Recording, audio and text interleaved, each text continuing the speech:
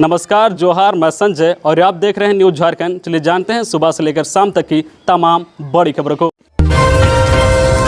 नगर निकायों में एसटी कोटा हटाने का विरोध। मुख्यमंत्री हेमंत सोरेन की अध्यक्षता में कल बुधवार को जनजातीय सलाहकार परामर्शदात्री परिषद टीएसी की बैठक हुई। इस बैठक में 5वीं अनुसूचित क्षेत्र में एकल पद आरक्षण को लेकर चर्चा हुई। टीएसी के अधिकतर सदस्यों ने एकल पद विशेषकर नगर निकायों में अनुसूचित जनजाति एसटी आरक्षण समाप्त करने का विरोध किया। बैठक में कुल 11 एजेंडों पर गहन चर्चा हुई। आरक्षण के मुद्दे पर टीएसी ने कैबिनेट में एक प्रस्ताव लाकर इसे केंद्र को भेजने का सुझाव दिया है। साथ ही नगर निकाय चुनाव की तिथि को आगे बढ़ाने को कहा गया है, जिसके बाद चुनाव टालने का निर्णय लिया गया। राज्य सरकार मामले में विधि परामर्श लेगी, क्योंकि अभी तक पंचायतों में पेशा कानून के तहत चुनाव हो रहे हैं। पेशा कानून में कोई संशोधन नहीं किया गया है। टीएसी की बैठक में उठे मामले के बाद यह साफ हो गया है कि झारखंड में नगर निकाय चुनाव फिलहाल टल गया है। अनुसूचित क्षेत्र में नगर निकायों के आरक्षण को नए सिरे से निर्धारित करने के बाद रोस्टर जारी किया जा सकता है। रांची में एक्सपो उत्सव 2022 की शुरुआत राज्यपाल रमेश बैस ने किया उद्घाटन। रांची में आज 24 नवंबर से एक्सपो उत्सव 2022 का आयोजन किया गया है। इसका आयोजन मोरहाबादी मैदान में किया गया है। राज्यपाल रमेश बैस ने एक्सपो उत्सव का उद्घाटन किया। यह उत्सव 5 दिन तक चलने वाले हैं, यानी कि 28 नवंबर तक चलेगा। इस एक्सपो उत्सव में देश दुनिया के बड़े बड़े ब्रांड शामिल हो रहे हैं। बता दें कि एक्सपो उत्सव का आयोजन रांची जूनियर चैम्बर की ओर से किया गया है। इस साल एक्सपो में 325 स्टॉल लगे हैं। एक्सपो हर दिन सुबह 11:30 से रात 9 बजे तक खुला रहेगा। रांची के एदलहातू टीओपी के पास जमीन कारोबारी की गोली मारकर हत्या, पूछताछ जारी। रांची के बरियातू थाना क्षेत्र के एदलहातू टीओपी से 100 मीटर की दूरी पर अपराधियों ने जमीन कारोबारी धवनराम 35 वर्षीय की गोली मारकर हत्या कर दी। घटना बुधवार की शाम करीब 6:30 बजे की है। सूचना पर पहुंची पुलिस और आसपास के लोग गंभीर रूप से घायल धवनराम को रिम्स लेकर पहुंचे। वहां आरंभिक जांच के बाद चिकित्सकों ने उसे मृत घोषित कर दिया। वह एदलहातू बरपेड़ के पास का रहने वाला था। मृतक के शरीर में 2 गोली लगी है, एक गोली छाती और दूसरी बाह में, जबकि पुलिस ने घटनास्थल से गोली का 4 खोखा और 1 गोली बरामद की है। दूसरी ओर घटनास्थल पर मौजूद भोला सिंह और गांधी नामक युवक को पूछताछ के लिए हिरासत में लिया गया है। घटना की सूचना मिलने पर मृतक की मां कालो देवी और परिवार के अन्य सदस्य रिम्स पहुंचे। मौत की खबर मिलने के बाद से कालो देवी का रो रो कर बुरा हाल हो गया है।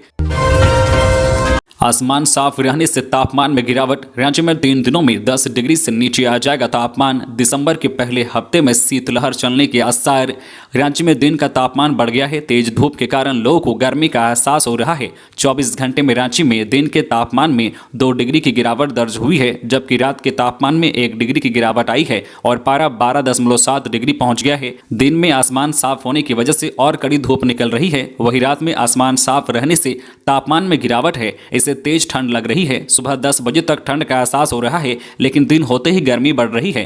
भारतीय मौसम विज्ञान केंद्र रांची के वैज्ञानिक अभिषेक आनंद ने बताया है कि राज्य में शीतलहर चलने की स्थिति बनी हुई है। खासकर राज्य के पश्चिमी हिस्सों में शीतलहर चल रही है। इसमें पलामू, गढ़वा, चतरा, कोडरमा, लातेहार और लोहरदगा में शीतलहर चल रही है। डाल्टनगंज में न्यूनतम तापमान 8.5 डिग्री पहुंच गया है। मौसम केंद्र के अनुसार 1 से 2 दिन में तापमान में गिरावट आनी शुरू हो जाएगी। रांची में दुकान के सामने गाड़ी खड़ी मिली तो संचालक से वसूला जाएगा जुर्माना। मेन रोड में जिस दुकान के सामने वाहन लगा मिले, उस दुकान के संचालक से भी जुर्माना वसूलें। साथ ही उक्त वाहन मालिक का 9 पार्किंग चालान काटे। यह निर्देश प्रभारी ट्रैफिक एसपी नौशाद आलम ने डीएसपी और ट्रैफिक थाना प्रभारियों के साथ बैठक में दिया। उन्होंने जाम से निजात दिलाने के लिए पदाधिकारियों को कई दिशा निर्देश दिए हैं। उन्होंने कहा कि सड़क किनारे लगने वाले ठेला खोमचा को पहले हिदायत दे, यहाँ से हटा ले। इसके बाद भी अगर नहीं मानते हैं तो जुर्माना वसूलें। नियुक्ति के लिए सीएम को लिखा पत्र। पूर्व सीएम बाबूलाल मरांडी ने सीएम हेमंत सोरेन को पत्र लिखकर 2200 सफल अभ्यर्थियों की नियुक्ति का आग्रह किया है। उन्होंने लिखा है कि जेएसएससी ने 2015 में पुलिस नियुक्ति के लिए 7272 पदों के लिए परीक्षा ली थी, जिसमें 7000 अभ्यर्थी सफल रहे थे। उनमें से 4882 सफल अभ्यर्थियों की नियुक्ति कर दी गई है। लगभग 2200 अभ्यर्थियों की नियुक्ति नहीं हुई है। सफल अभ्यर्थी नियुक्ति के लिए भटक रहे हैं। धनबाद के भेलाटांड में युवक की कुचलकर हत्या, घटनास्थल पर हुई मौत। धनबाद के बरवा अड्डा थाना क्षेत्र के भेलाटाण हजारा टोला उत्क्रमित मध्य विद्यालय भेलाटाण के समीप में बुधवार की देर रात अज्ञात हमलावरों ने हथियार से मारकर एक युवक की हत्या कर दी। मृतक की पहचान बेंगाबाद गिरिडीह निवासी विजय ठाकुर के रूप में की गई है। जानकारी के अनुसार विजय पर हमला कर उसके सिर को बुरी तरह से कुचल दिया गया। इसके कारण घटनास्थल पर ही उसकी मौत हो गई। सूचना पर डीएसपी अमर कुमार पांडे थानेदार सुमित कुमार दलबल के साथ पहुंचे। फिर विजय को इलाज के लिए SNMMCH धनबाद भेजा, जहां डॉक्टरों ने उसे मृत घोषित कर दिया। स्थानीय लोगों से मिली जानकारी के अनुसार विजय का भेलाटाण की युवती भारती देवी से प्रेम प्रसंग था। कुछ दिन पूर्व ही दोनों ने लव मैरिज किया था। फिर जो है भेलाटाण हजरा टोला में ही दोनों किराए के मकान में रहते थे। विजय प्रतियोगिता परीक्षा की तैयारी कर रहा था, वह युवती एक जो है मॉल में काम करती थी। सड़क जाम समाप्त। जमीन कारोबारी सूरज महली की हत्या के विरोध में आक्रोशित लोगों ने रांची गुमला मुख्य मार्ग किया जाम। पुलिस ने सड़क जाम हटाया। बड़ी खबर राजधानी रांची से, जहां नगरी थाना क्षेत्र के लालगुटवा निवासी जमीन कारोबारी सूरज महली की हत्या के विरोध में लालगुटवा क्षेत्र के आक्रोशित ग्रामीणों ने रांची गुमला मुख्य मार्ग NH23 को कटहल मोड़ के पास जाम कर दिया। ग्रामीणों ने सड़क जाम कर विरोध प्रदर्शन किया। मौके पर पहुंची पुलिस ने ग्रामीणों को समझा बुझाकर सड़क जाम हटा दिया। बताया जा रहा है कि नगरी थाना क्षेत्र के लालगुटवा के जमीन कारोबारी सूरज महली की हत्या के विरोध में आक्रोशित ग्रामीणों ने रांची गुमला मुख्य मार्ग NH23 को कटहल मोड़ के पास जाम कर दिया था। लोग हत्यारे की गिरफ्तारी की मांग कर रहे थे। सड़क जाम होने से सड़कों के दोनों ओर वाहनों की लंबी कतार लग गई थी। नगरी थाना प्रभारी ओम प्रकाश पप्पू जाम स्थल पर पहुंचे और ग्रामीणों से वार्ता कर सड़क जाम हटाया। झारखंड के सरकारी स्कूलों का हर माह दौरा करेंगे अधिकारी, एक एक जिले का मिला टास्क। झारखंड के सरकारी स्कूलों की स्थिति में सुधार तथा बच्चों को गुणवत्तापूर्ण शिक्षा सुनिश्चित करने के लिए स्कूली शिक्षा एवं साक्षरता विभाग तथा झारखंड शिक्षा परियोजना परिषद के पदाधिकारी अब हर माह कम से कम एक बार जिलों का दौरा करेंगे। इसे लेकर सभी 24 जिलों में एक एक जिले की जिम्मेदारी निदेशक से लेकर अवर सचिव स्तर के पदाधिकारियों को दी गई है। इस क्रम में अधिकारी जो शिक्षा कार्यालय तथा स्कूलों का निरीक्षण कर शिक्षा योजनाओं की समीक्षा करेंगे तथा वहां की कमियों की पड़ताल कर विभाग को रिपोर्ट सौंपेंगे। स्कूली शिक्षा व साक्षरता विभाग के सचिव के रवि कुमार स्वयं हर सप्ताह किसी न किसी जिले के स्कूलों का निरीक्षण कर रहे हैं। इस क्रम में उन्हें स्कूलों में कई कमियां मिल रही है। इसे देखते हुए उन्होंने सभी विभागीय पदाधिकारियों को भी जिलों का भ्रमण करने को कहा है। योगेंद्र साव को 5 दिसंबर तक सरेंडर करने का निर्देश। राज्य के पूर्व मंत्री योगेंद्र साव को झारखंड हाईकोर्ट ने 5 दिसंबर तक निचली अदालत में सरेंडर करने का निर्देश दिया है। अदालत ने उनकी जमानत पर निचली अदालत को नियमों के अनुसार निर्णय लेने का निर्देश दिया है। अदालत ने कहा है कि यदि योगेंद्र साव 5 दिसंबर तक सरेंडर कर देते हैं तो कुर्की का आदेश प्रभावी नहीं होगा। योगेंद्र साव की याचिका पर सुनवाई करते हुए जस्टिस SK द्विवेदी की अदालत ने यह निर्देश दिया। रांची के जगन्नाथपुर थाने में योगेंद्र साव व उनके अंगरक्षक के खिलाफ धमकी देने का मामला दर्ज है। इस मामले में रांची की अदालत ने उनके खिलाफ गैर जमानती वारंट जारी किया था। इसे रद्द करने के लिए योगेंद्र साव ने हाईकोर्ट में याचिका दायर की थी। इंटर की पढ़ाई बंद करने से पहले +2 स्कूल होंगे सुदृढ़। झारखंड के अंगीभूत कॉलेजों और संबंधित डिग्री महाविद्यालयों में इंटरमीडिएट की पढ़ाई बंद करने से पहले राज्य के सभी +2 स्कूल और इंटर कॉलेजों को सुदृढ़ किया जाएगा। इसके अलावा मॉडल स्कूल, कस्तूरबा बालिका विद्यालय, समर्थ विद्यालय, मॉडल स्कूल समेत झारखंड बालिका विद्यालय की आधारभूत संरचना दुरुस्त की जाएगी। उच्च व तकनीकी शिक्षा विभाग, स्कूली शिक्षा व साक्षरता विभाग और झारखंड एकेडमिक काउंसिल की संयुक्त बैठक में निर्णय लिया गया। रांची विश्वविद्यालय स्नातक की सेमेस्टर 2 और 4 की परीक्षा 1 दिसंबर से।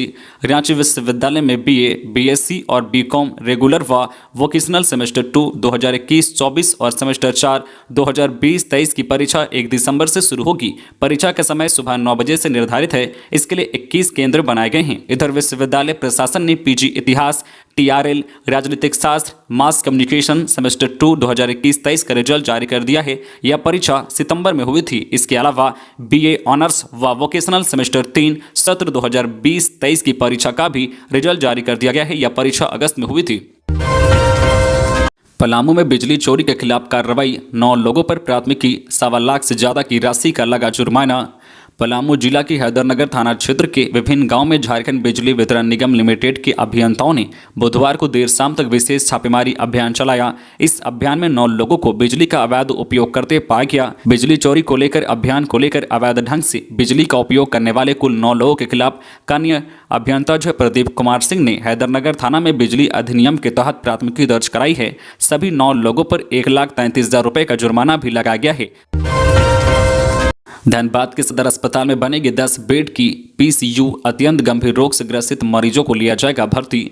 अत्यंत गंभीर और लाइलाज बीमारियों से जूझ रहे मरीजों को दर्द से राहत देने के लिए कोट रोड स्थित सदर अस्पताल में विशेष पैलिएटिव केयर यूनिट पीसीयू बनाया जाएगा। यहां इलाज के साथ घर जैसी देखभाल हो सकेगी। अस्पताल के दूसरे तल्ले में पीसीयू यूनिट बनाई जाएगी। कुल 10 बेड की पीसीयू तैयार करने की योजना है। इसके लिए स्वास्थ्य मुख्यालय की ओर से 15 लाख रुपए आवंटित किए गए हैं। अधिकारियों के अनुसार जनवरी 2023 तक यहां पीसीयू तैयार कर ली जाएगी। डॉक्टर कामिनी से राजभवन ने 15 दिनों में मांगा जवाब। राज्यपाल शाह कुलाधिपति रमेश बैस ने रांची विश्वविद्यालय में अनियमितता के 5 बिंदुओं पर तत्कालीन प्रभारी कुलपति डॉक्टर कामिनी कुमार को 15 दिनों में स्पष्टीकरण देने का निर्देश दिया है। राज्यपाल के समक्ष रांची विश्वविद्यालय के कुलपति डॉक्टर अजीत कुमार सिन्हा ने डॉक्टर कामिनी कुमार के कार्यकाल में बरती गई अनियमितताओं की जानकारी दी। समीक्षा के बाद उन्हें कुछ बिंदुओं पर प्रथम दृष्टया दोषी पाया गया और उनकी तटस्थ जांच के लिए राज्यपाल ने डॉक्टर कामिनी को रांची विश्वविद्यालय से कोल्हान विश्वविद्यालय स्थानांतरित किया है। राज्यभवन ने डॉक्टर कामिनी से पूछा है कि उन्होंने तत्कालीन कार्यवाहक कुलपति के पद पर रहते हुए तृतीय व चतुर्थ श्रेणी के 36 कर्मियों को किस आधार पर नियमित किया। तो ये थी आज की झारखंड की टॉप बड़ी खबरें। इसी तरह झारखंड की हर छोटी बड़ी खबर देखने के लिए आप हमारे चैनल न्यूज झारखंड चैनल को सब्सक्राइब करके बेल आइकन प्रेस कर दीजिए, जिससे आपको झारखंड की हर छोटी बड़ी खबर का अपडेट आप तक पहुंचता रहे। तो आज के लिए बस इतना ही। हमें दीजिए इजाजत, फिर मिलते हैं नेक्स्ट न्यूज में।